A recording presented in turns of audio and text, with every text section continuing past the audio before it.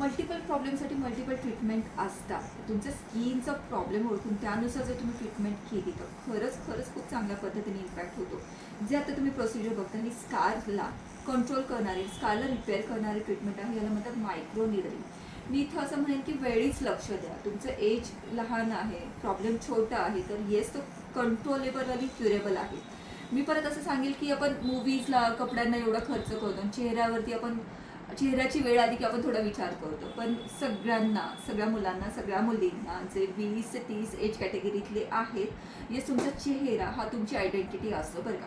Future damaging होण्यापासून जर तुम्हाला वाचवायचं असेल तर त्याला वेळीच ट्रीटमेंट आणि चांगल्या पद्धतीने घेतली ट्रीटमेंट तर खरंच फरक पडतो.